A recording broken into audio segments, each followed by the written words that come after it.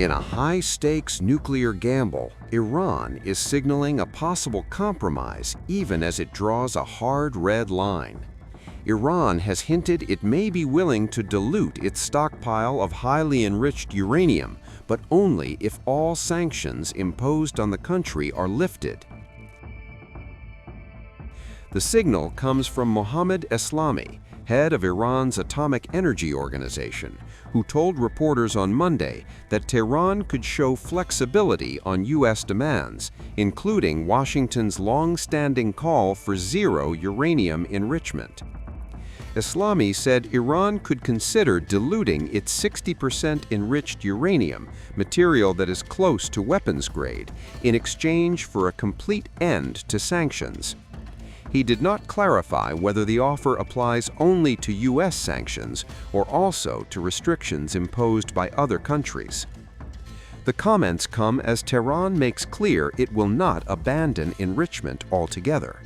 Iran's Foreign Minister Abbas Araghchi has flatly rejected the idea of zero enrichment, even under threat of war. Why have we insisted so much on enrichment and continue to do so and are unwilling to abandon it even if war is imposed upon us? Because no one has the right to dictate to us what we should possess and what we should not possess. This is fundamentally based on the principle of rejecting foreign domination. It is my inherent right to pursue enrichment in full accordance with the law. It is my decision whether I choose to exercise this right or not. I want to address all of you who are attending this session today. If there is any question or any ambiguity concerning the objectives of Iran's peaceful nuclear program, we will provide answers. We will clarify all doubts. And the only way is through diplomacy. I have tried other paths, but they yielded no results. And negotiations will only succeed when the rights of the Iranian people are fully acknowledged and properly respected. We must be able to exercise our own rights. We don't need anyone to recognize our rights. Our right is legitimate. Our right already exists. We simply demand that our rights be respected. This Congress, by the efforts of, I believe, the secret of the power of the Islamic Republic of Iran is in this very ability to stand firm against bullying, domination-seeking, and pressures from others. They are afraid of our atomic bomb. We are not pursuing an atomic bomb. Our atomic bomb is the power to say no to the world's great powers. Araghchi stressed that Iran's insistence on enrichment is not just technical or economic, but about national independence and dignity. These statements come amid soaring regional tensions. The United States has recently deployed additional naval and air assets to the region, while repeatedly warning that military action remains on the table. At the same time, Washington and Tehran are holding indirect talks in Oman, contacts Iran has described as a good start. Relations between the two countries deteriorated sharply after failed nuclear talks last year, followed by a 12-day war between Iran and Israel, a conflict that ended with U.S. strikes on Iranian nuclear facilities.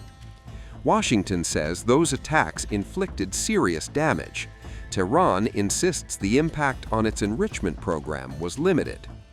As diplomacy and military pressure collide, Iran's message is clear: no zero enrichment, but possibly a deal if the sanctions disappear.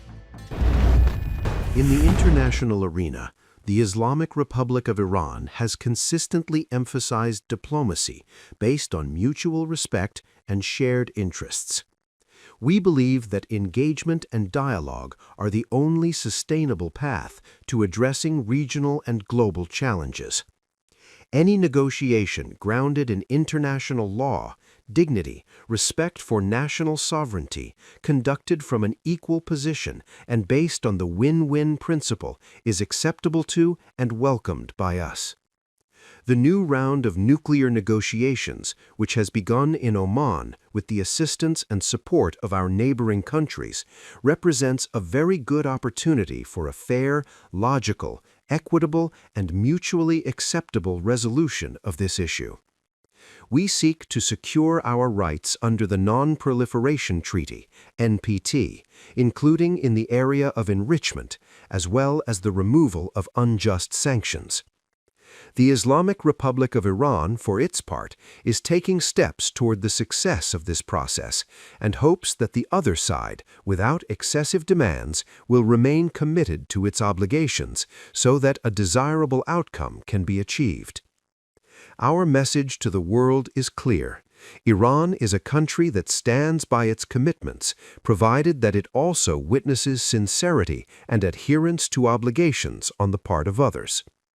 The Islamic Republic of Iran extends a hand of friendship to all countries seeking sincere cooperation. Iran's economic, transportation, and knowledge-based capacities provide a suitable platform for multilateral cooperation. These demonstrations are unparalleled in the world. We know of no other place in the world where, after so many years, a National Day and Independence Day is celebrated every year in this way, with such massive popular gatherings across the entire country, allowing the people to express themselves. Today, the people of Iran, by marching in the streets, show their stance and force those who covet Islamic Iran, the Islamic Republic, and the interests of this nation to retreat. National power depends more on the will and perseverance of the people than on missiles and airplanes. And you, thanks be to God, have demonstrated this steadfastness and will. Show it once again in various arenas. Disappoint the enemy.